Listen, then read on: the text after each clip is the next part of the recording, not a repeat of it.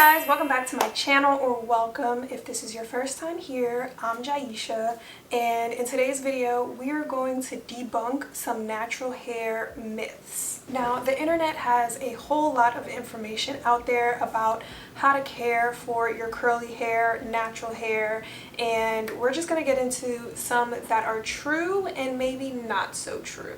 Just random FYI, when I say curly hair, I mean the same as natural hair. I use the terms interchangeably because honestly, I don't like the term natural hair. So I prefer to say curly hair, but I mean the same as if someone would say natural hair. Myth number one. I thought this was fitting to be the first because my hair is straight right now. So the first myth that I want to debunk is that heat damages your curly hair. This one can be a little bit tricky though, because excessive heat or improper use of heat can damage your curls.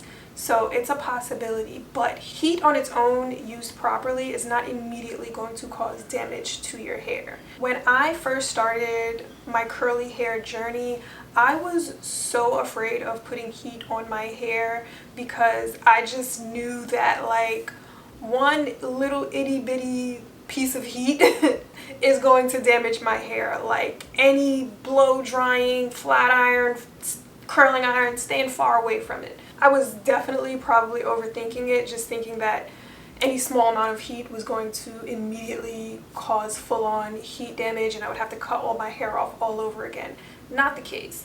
If you are using excessive heat, if you're using high temperatures, if you're using low quality heat tools, if you are not using a heat protectant, yes, those things in themselves or combined can definitely cause you heat damage. So it's really just about taking the proper steps to make sure that damage doesn't occur. Everything in moderation, including moderation. Myth number two, you don't need to shampoo your hair. Yes, you do. Now, once upon a time, there was a shift in hair care.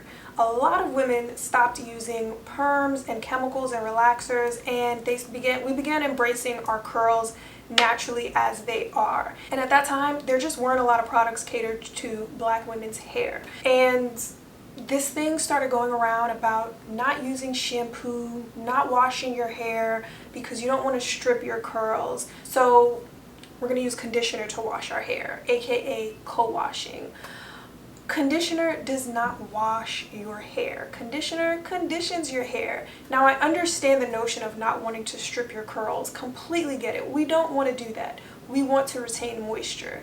But not washing your hair, your hair needs to be washed. You need to remove the dirt and the buildup and the product off of your scalp, most importantly, but also off of your hair strands. And you need a shampoo to do that. Now we have a lot of products that cater to our hair. So we have moisturizing shampoos, we have actual co-washes that are more gentle, but they soap up and they gently cleanse your hair. And if you are worried about stripping your hair, I suggest maybe alternating between a co-wash and a shampoo. It doesn't have to be a harsh shampoo. Moisturizing shampoo, co-wash, shampoos without sulfates. You need a clean slate from time to time for new products and just for general overall hygiene. So bottom line, you need to wash your hair. Whether it's once a month, twice a month, just make sure that you are washing your hair with shampoo. Myth number three, oils moisturize your hair. They do not. Oils are a sealant. They do not provide direct moisture.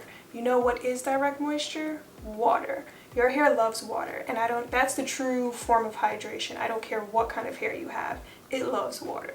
So oils seal in whatever product you're putting under it. So once your hair is moisturized with, a deep conditioner, a leave-in conditioner, curl cream, whatever it is you use to moisturize, putting an oil on top will help seal that in so that the moisture does not come out. But the oil itself is not penetrating your hair to actually provide moisture. Myth number four, we need to know our hair type to learn how to care for our hair. I do not believe in the hair typing system, the hair chart, whatever you want to call it, referring to the 3A, B, C, 4A, 4C thing. I think the chart tells you what your hair looks like as far as what your curl pattern is, I don't think that gives you a direct line of how to care for your hair or what your hair needs. Some things that are better for you to know about your hair that will actually help you learn how to care for it is your hair's porosity. How does it maintain moisture? How does your hair accept and maintain moisture? Porosity. Your hair's density. Your hair's health. Do you have split ends? Do you have damage, chemical damage, heat damage, color damage? Those are all things that give you an indication of how to care for your hair, the health of your hair, and how to build a regimen that is going to benefit your hair. That's why sometimes you could look at someone and think they have the same hair as you, but their products and techniques don't work the same for you. That's because all of those other things considered, it affects how your hair reacts to products and what your hair care regimen should look like. Now, myth number 5, and this is probably going to be different from person to person. This is more probably of an opinion, but I see this narrative floating around a lot. So here's my take on it. Natural hair or curly hair is harder to maintain and take care of than straight hair or permed hair. False. I think this was made up to keep us on the creamy crack. Obviously, my hair is straightened right now. I just got a silk press. And I find this to be more maintenance on a daily basis than when my hair is curly. So, small example. When my hair is curly, I wash it, I style it in a wash and go, and that's it. I leave my hair alone for the rest of the week. I don't have to do anything. Now, I put my hair in a ponytail and a bonnet to go to sleep, and that's it. Now, when my hair is straight, there's way more daily things that I have to do to maintain this. A nighttime routine, a morning routine. I have to worry about, is it going to get frizzy? Does it, like, throughout the day, the weather, all this other stuff that I just don't care about when my hair is curly. So for me, curly hair is easier. Myth number 6, and I'm standing on this one because I know it to be a fact. The myth is that damaged hair can be repaired, and it ain't true. Once your hair is damaged, I don't care if your hair is straight, wavy, curly, kinky, coily, whatever it is. When those strands are damaged, they are damaged. And there's no product, there's no technique, there's no coming back from damaged hair. Whether we're talking about heat damage, color damage, chemical damage, whatever it is, when the bonds of your hair are broken, they are broken. And I'm sorry, but you just gotta take the L and keep it pushing. Even split ends. There's no unsplitting your hair. There's no redoing damage to broken bonds. It's like if you have a stick and it breaks in half. You can put the stick back together with maybe a little bit of glue, a little bit of tape, but it is not going to look the same way that it did before it broke in half. Those are the bonds of your hair. So any brand that you see claiming that their products can reverse split ends, reverse damage in up to 1 month or whatever time frame they want to lie about, it is not true. They lying to you. Myth number 7 is that silicones are bad for your curly hair. And I am going to start this off by saying I used to believe this myth. I stayed away from silicones for a very long time. But the fact of the matter is, some silicones are bad for your hair, but there are some that are good. But they were kind of all lumped together in this one category as all being bad and to completely avoid silicones.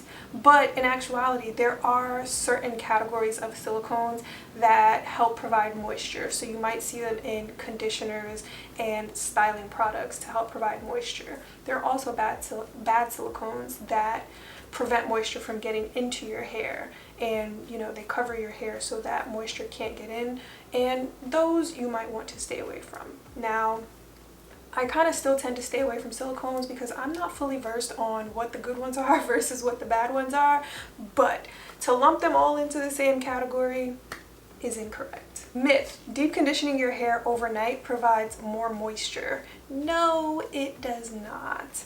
There is something called hydro fatigue, and that actually means that your hair has too much moisture. Yes, it is a possibility. Just like protein overload is a possibility. We need a balance between moisture and protein, and too much of one is not good. Moisturizing overnight can cause, like I said, hydro fatigue. It can also cause mold to be growing. It is not good for your scalp. It's not giving you the benefit that you think you are getting. So maximum recommended time for deep conditioner is usually 20 to 30 minutes. If you want to get the most out of your deep conditioner, my suggestion is to add heat to your deep conditioner. So you can use a hooded dryer, you can use a heating cap, you can use a steamer. Those things will open up your hair cuticles and allow the deep conditioner to really penetrate and moisturize your hair. Now again, this is also something that I am guilty of doing in the past, but once I learned that this is not necessarily the best way to use your product, I stopped. So do not go to sleep with deep conditioner in your hair. Number 9 is that protective styles grow your hair. Myth. Protective styles are great. They allow you to take a break from your hair. You don't have a bunch of manipulation on a regular basis to have to do your hair. Your ends are protected. Those are some of the things that make protective styles really good and really helpful. But if you just want to set it and forget it, like if you put braids in and leave them in for 3 months, that's not helping your hair. And your hair is not growing any more than it is when you don't have a protective style. Your hair is growing at the same rate that it always grows. You might just notice it a little bit more because you can see the new growth if you have in braids or twists or anything like that. Lastly, this is the final myth that I'm going to dispel, and that is that you do not need to cut your hair ever. You don't need to trim your ends ever. False. False. Your hair needs to be trimmed. And I don't mean like a whole lot, but sometimes we have breakage, sometimes we get split ends, we get single strand knots, and your hair just needs to be trimmed to maintain it. Now I know it kind of sounds a little counterproductive. If you want to grow your hair, why would you keep cutting it? But breakage and split ends, it will only continue to go further up your hair shaft until you have to cut more hair off. So I think maintaining healthy trims, not a whole bunch of hair. If you do this properly, and the timeline for everyone is going to be different based on, your hair, but if you do it properly, I really think that trimming your ends on a regular schedule helps your hair grow. Just completely not ever trimming your hair at all is probably not a good idea. And that is it for my 10 myths that I wanted to debunk. I just wanted to put it out there. Like I said, there's a lot of information on the internet. Some of it is false, some of it is true.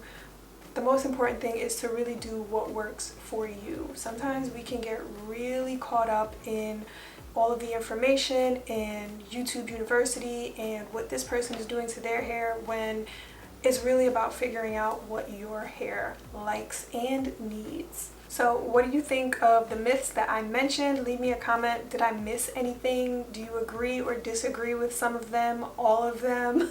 Let me know down below. Thank you guys for watching. Don't forget to hit the thumbs up button if you found this helpful, and subscribe if you would like to see more of my videos, and I'll catch you in the next one. Bye!